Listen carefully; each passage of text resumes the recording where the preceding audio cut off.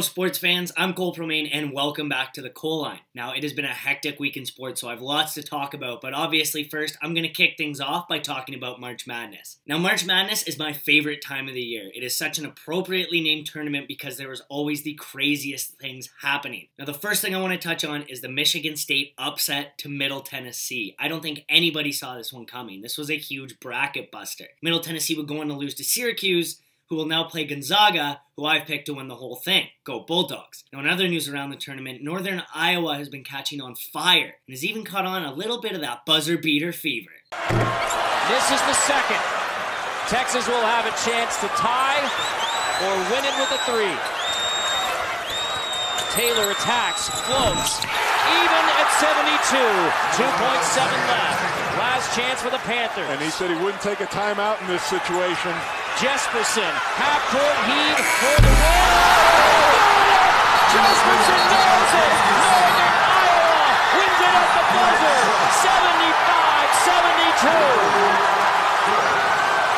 75-72. What an amazing shot. With 2 seconds left, draining the half-court buzzer beater to take the game against Texas. Now, Northern Iowa would go on to the next round to play Texas A&M, and with 34 seconds left, had a 12-point lead. Now, in most cases, you think that's a 4-possession game. This should be pretty winnable. It was not. Texas A&M stormed back, causing tons of turnovers and cashing in on those fast break points. Other news around the tournament, Stephen F. Austin put on a clinic in the first round with the upset, and almost came close to winning in the second, but couldn't quite do it. That's all I'm going to say for March Madness. Be sure to stay tuned and see how this tournament wraps up. I'm really excited when it gets down to the Final Four. Now I'm going to switch over to hockey just briefly. Now I'm sure you're all cheering for your own favorite teams, but if your favorite team is in the basement like mine is, a good story to follow right now would be the Detroit Red Wings. With 10 games remaining, they have a 1-point lead over Philadelphia for the last wildcard spot, and Philadelphia has a game in hand on them. If Philadelphia is able to overcome that 1-point deficit, that would end a 24-year run for the Detroit Red Wings of making the playoffs. That's the entire time I've been alive. Now with all that said and done, I want to move on to what has been happening in the MLB. Now again, it wouldn't be spring training this year without a huge media circus. This time, it's coming to us from the camp of the Chicago White Sox.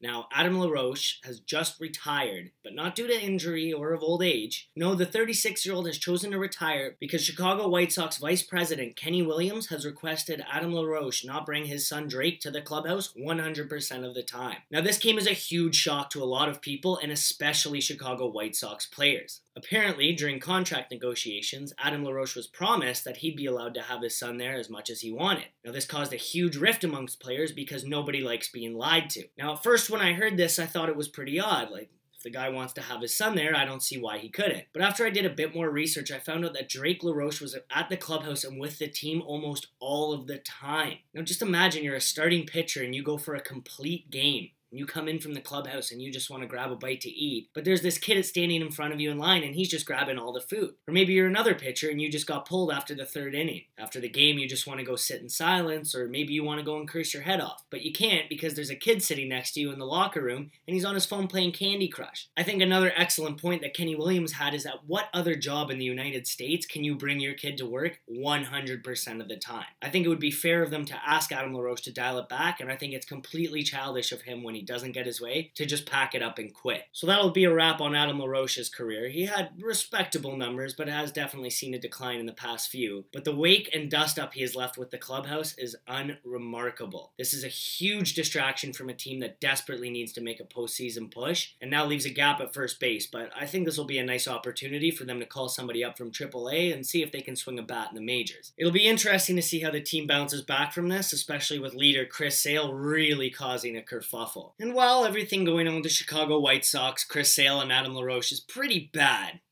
it ain't the worst. And as always, here is your just the worst play of the week. Yeah, because they ride on the coattails of the men. They don't make any decision, then they're lucky. They're very, very lucky. If I was a lady player, I'd go down every night on my knees and thank God that a Roger Federer and a Rafa Nadal were born, because they've carried the sport. I think the WTA have a handful, not just one or two, but they have a handful of very attractive prospects that can assume the mantle. You know, Muguruza, Jeannie Bouchard, you could just go, they have a lot of very attractive players. Oh, here, let me get that for you, sir. I'm just gonna, had his foot in his mouth.